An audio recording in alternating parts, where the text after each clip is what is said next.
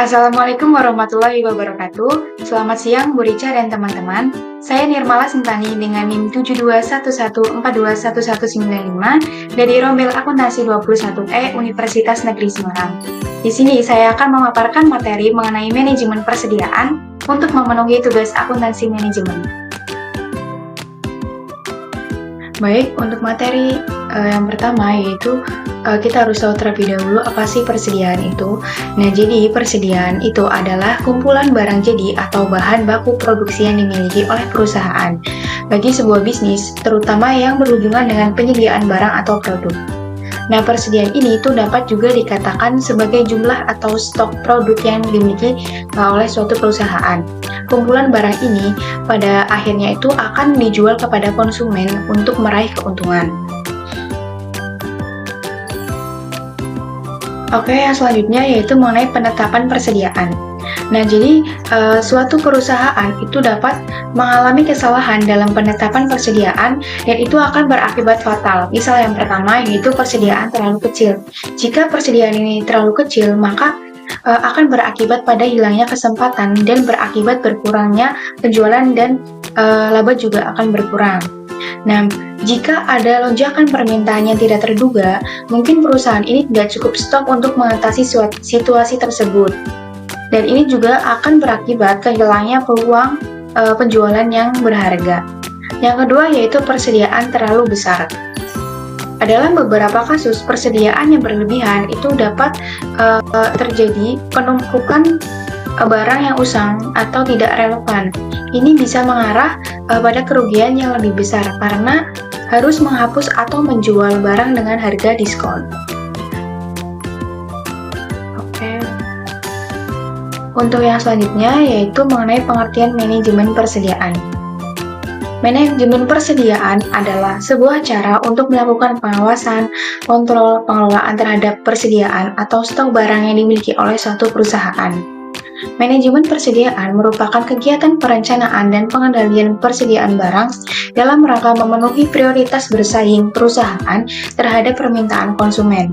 Nah, manajemen persediaan yang baik itu bagusnya mencari keseimbangan antara memiliki persediaan yang cukup untuk memenuhi permintaan pelanggan dan menghindari persediaan yang berlebihan.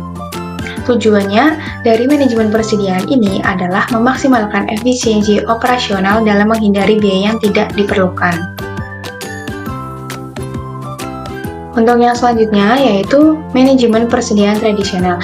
Nah, jadi dalam manajemen persediaan tradisional ini terdapat komponen 3 biaya, yaitu yang pertama biaya pemesanan, lalu biaya persiapan, dan biaya penyimpanan. Nah, untuk yang pertama yaitu biaya pemesanan. Biaya pemesanan atau ordering cost merupakan biaya-biaya yang dikeluarkan berkenaan dengan pemesanan barang-barang atau bahan-bahan dari penjual sampai barang-barang atau bahan-bahan tersebut dikirim dan diserahkan serta diinspeksi di gudang atau daerah pengelolaan.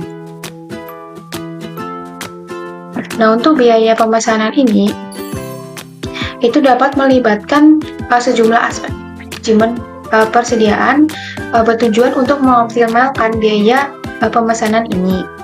Biaya ini itu merujuk kepada biaya yang timbul ketika perusahaan melakukan pemesanan atau pembelian tambahan untuk mengisi persediaan yang habis. Oke, next materi yang selanjutnya yaitu mengenai biaya persiapan. Biaya persiapan yaitu biaya-biaya untuk menyiapkan peralatan dan fasilitas sehingga dapat digunakan untuk memproduksi produk atau komponen tertentu. Nah, jadi tujuan manajemen persediaan untuk biaya persiapan adalah mencapai keseimbangan antara biaya persiapan dan biaya penyimpanan persediaan. Jadi, terlalu sering melakukan pemesanan dengan jumlah kecil dapat meningkatkan biaya persiapan, sementara menyimpan persediaan dalam jumlah besar dapat meningkatkan biaya penyimpanan. Oke, untuk manajemen persediaan tradisional yaitu memuat biaya yang terakhir adalah biaya penyimpanan.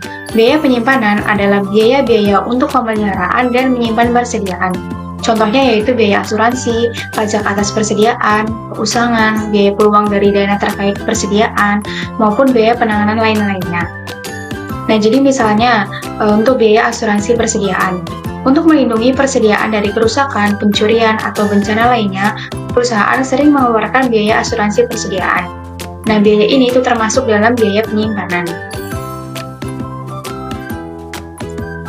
Next, yaitu pentingnya manajemen persediaan. Suatu manajemen persediaan pasti akan memberikan manfaat kepada perusahaan, yaitu salah satunya yaitu untuk menyeimbangkan biaya pemesanan dengan biaya penyimpanan. Manajemen persediaan itu akan memungkinkan suatu perusahaan untuk mencari keseimbangan antara biaya pemesanan yang timbul saat memesan barang tambahan dan biaya penyimpanan yang timbul saat menyimpan barang dalam persediaan. Tujuannya adalah mengoptimalkan total biaya pemesanan dan penyimpanan agar efisien. Yang kedua yaitu untuk memenuhi permintaan pelanggan. Manajemen persediaan memastikan ketersediaan produk yang cukup untuk memenuhi permintaan pelanggan. Ini membantu menjaga tingkat pelayanan pelanggan yang baik dan mencegah kehilangan penjualan atau pelanggan. Yang ketiga yaitu untuk mengambil keuntungan dari potongan harga. Dalam beberapa kasus, pemasok mungkin menawarkan potongan harga atau diskon jika perusahaan memesan barang dalam jumlah yang besar. Manajemen persediaan yang baik akan memungkinkan perusahaan untuk mengambil keuntungan dari potongan harga ini dengan memesan barang sesuai dengan kebutuhan. Yang keempat yaitu untuk melindungi nilai terhadap kenaikan harga pada masa depan. Dalam situasi ini, di mana harga bahan baku atau barang itu dapat meningkat di masa depan, perusahaan dapat mengamankan persediaan dengan membeli sekarang pada harga yang lebih rendah. Ini dapat membantu melindungi nilai dan menghindari biaya yang lebih tinggi di masa depan. Yang terakhir yaitu untuk menghindari penghentian fasilitas produksi karena yang pertama, kerusakan mesin. Suku cadang yang rusak, suku cadang yang tidak tersedia, dan pengiriman suku cadang yang lambat. Untuk kerusakan mesin, jadi manajemen persediaan ini dapat menjaga persediaan suku cadang yang tepat. Perusahaan dapat meminimalkan waktu henti produksi akibat kerusakan mesin. Nah, untuk suku cadang yang rusak, manajemen persediaan akan memastikan persediaan suku cadang yang berkualitas dan terawat dengan baik dapat menghindari kerusakan yang disebabkan oleh suku cadang yang rusak. Lalu untuk suku cadang yang tidak tersedia, manajemen persediaan yang efektif dapat mencegah kekurangan suku cadang yang diperlukan untuk operasional suatu produksi. Lalu untuk dengan memantau persediaan dengan cermat, perusahaan itu dapat memitigasi risiko pengiriman suku cadang yang terlambat yang dapat mengganggu proses produksi. Lalu untuk economic order quantity, jadi EOQ adalah jumlah unit yang harus dipesan setiap kali melakukan pemesanan untuk meminimalkan total biaya terkait persediaan. Nah, model economic order quantity ini memiliki manfaat yang luar biasa dalam mengidentifikasi manajemen persediaan yang optimal antara biaya pemesanan dengan biaya penyimpanan persediaan. Tujuan utama dari EOQ adalah mencapai keseimbangan antara biaya pemesanan dan biaya penyimpanan dengan cara menentukan kuantitas pesanan optimal. Hasil dari perhitungan ini itu adalah jumlah pemesanan yang optimal dalam satu pesanan tunggal. Dalam praktiknya, perusahaan dapat menggunakan nilai perhitungan ini untuk menentukan berapa banyak barang yang harus dipesan setiap kali persediaan mencapai level tertentu sehingga mengoptimalkan biaya keseluruhan. Lalu untuk rumus EOQ ini yaitu akar dari 2 dikali D dikali S dibagi H. Nah, untuk S-nya ini merupakan biaya untuk menempatkan satu pemesanan atau biaya pemesanan. Nah, untuk D-nya yaitu permintaan tahunan atas satu produk dalam unit atau penjualannya berapa. Lalu untuk H-nya yaitu biaya penyimpanan satu unit dalam persediaan selama setahun.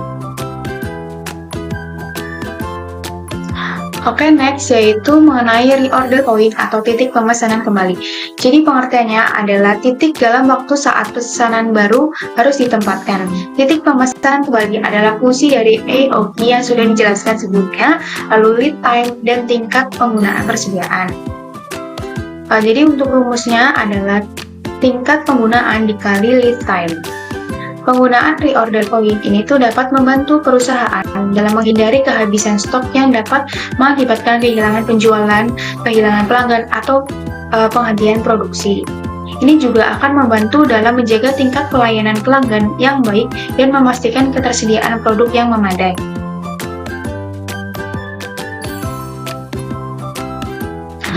Lalu next yaitu safety stock atau persediaan pengaman adalah tambahan persediaan yang disimpan untuk bertindak sebagai jaminan terhadap perubahan dalam permintaan. Tujuan dari safety stock ini yaitu untuk melindungi perusahaan dari ketidakpastian dan variabilitas dalam permintaan pelanggan serta dalam waktu pengiriman barang oleh pemasok. Untuk rumusnya adalah penggunaan harian maksimum dikurangi penggunaan harian rata-rata lalu dikali lead time.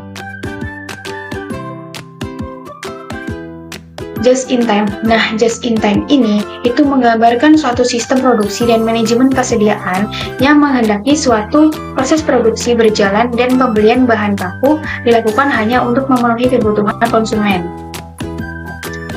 Lalu untuk sistem just in time ini pertama kali dikembangkan oleh Toyota dan telah menjadi dasar bagi berbagai perusahaan manufaktur di seluruh dunia. Sistem JIT dapat membantu perusahaan menghemat biaya persediaan, meningkatkan efisiensi, dan meningkatkan respon terhadap perubahan pasar.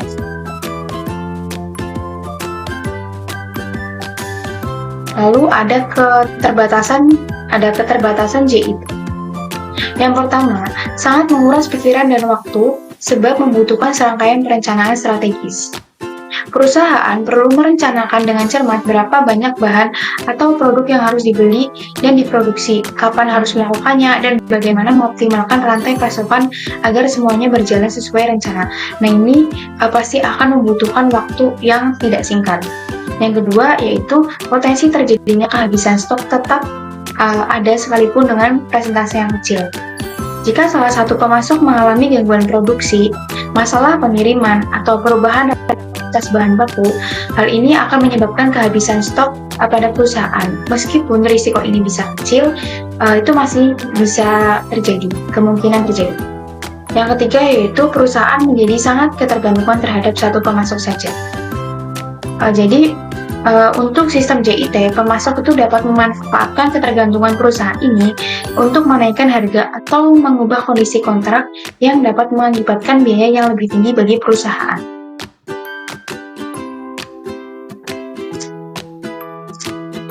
Selanjutnya yaitu perbedaan just in time dan manajemen persediaan tradisional. Just in time ini umumnya dapat menurunkan persediaan hingga tingkat yang sangat rendah. Namun, menurut pandangan tradisional, persediaan itu akan menyelesaikan permasalahan yang mendasari tiap alasan. Nah, untuk perbedaan yang pertama yaitu mengenai persediaan. Seberapa signifikannya dalam sistem JIT dan sistem tradisional. Jadi dalam JIT itu persediaan tidak signifikan, namun dalam tradisional persediaannya signifikan karena dalam proses JIT ini persediaan akan diproduksi tidak dalam sekaligus banyak, tidak seperti pada manajemen persediaan tradisional. Lalu untuk yang kedua yaitu pemasoknya kecil pada JIT dan pemasok besar untuk tradisional. Karena kan dalam manajemen persediaan tradisional itu perusahaan akan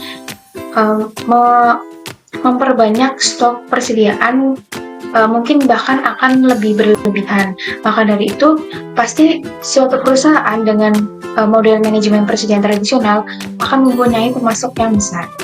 Yang ketiga yaitu pelayanan terdesentralisasi dan untuk tradisional itu tersentralisasi. Untuk JIT, tanggung jawab untuk mengelola persediaan itu seringkali tersebar di berbagai tingkatan dalam organisasi. daripada dikonsolidasikan dalam satu pusat pengelolaan persediaan. Jadi meskipun sistem JIT ini memiliki banyak kelebihan, terutama dalam mengurangi pemborosan dan meningkatkan respon terhadap perubahan, perlu diingat bahwa kesuksesan sistem ini sangat bergantung pada komunikasi yang efektif, kerjasama, dan pengambilan keputusan yang baik di semua tingkatan organisasi. Nah, untuk tradisional ini, pelayanannya itu tersentralisasi karena hanya mengambil persediaan itu dalam jumlah banyak sekaligus. Jadi, pusat perhatiannya pada satu sentral saja. Yang terakhir yaitu gaya manajemen memfasilitasi, dan untuk tradisional gaya manajemen mengawasi. Di mana untuk JIT ini manajemennya akan terus memfasilitasi apa saja yang dibutuhkan dalam perusahaan. Beda untuk tradisional karena tradisional ini sudah menstok persediaan secara banyak, jadi manajemen ini akan mengawasi bagaimana biaya itu dikelola dan digunakan pada setiap aktivitasnya.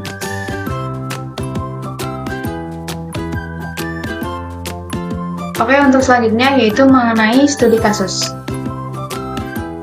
Nah, jadi di sini saya menyediakan studi kasus mengenai EOQ atau Economic Order Quantity. Jadi perusahaan Dewita ini dengan laporan penjualan sebesar 2,6 juta kilogram terigu dengan biaya pemesanan adalah $5.000 dan biaya penyimpanannya yaitu 2% dari harga beli, sedangkan harga belinya adalah $5 per kilogram.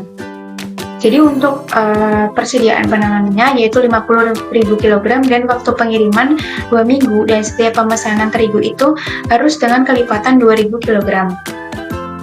Untuk studi kasusnya yaitu melakukan perhitungan EOQ dan kita akan menganalisis hasilnya. Nah, penyelesaiannya yaitu menggunakan rumus EOQ yang sudah dijelaskan sebelumnya. Dengan diketahui penjualannya 2,6 juta kilogram terigu, biaya pemesanan $5.000 per kilogram, lalu biaya pemesanannya yaitu 2% dari harga beli. Nah, kita masukkan ke rumus EOQ yaitu akar dari 2 dikali D-nya. D-nya itu biaya pemesanan sebesar $5.000, lalu dikali dengan penjualannya yaitu 2,6 juta dan dibagi dengan biaya penyimpanan, di mana biaya penyimpanan ini 2% dari harga beli, yaitu 2% dikali $5. Hasilnya adalah 509.901,95 kg, atau kita bulatkan menjadi 510.000 kg. Nah, jadi untuk analisisnya yaitu dari perhitungan tersebut dihasilkan bahwa EOQ ini adalah 510.000 kg. Artinya, jumlah yang harus dipesan setiap kali melakukan pemesanan adalah 510.000 kg. Hal ini dilakukan agar perusahaan dapat meminimalkan total biaya terkait persediaan dari pemesanan dan penyimpanan persediaan. EOQ ini dirancang untuk mengoptimalkan biaya persediaan yang sudah saya jelaskan sebelumnya, dan biaya penyimpanan misalnya penyusutan, asuransi, dan lain-lain. Dengan menggunakan model EOQ, perusahaan dapat mengurangi biaya persediaan secara signifikan dengan memesan jumlah yang optimal. Oke, sekian pemaparan materi dari saya. Semoga ilmu yang saya berikan bermanfaat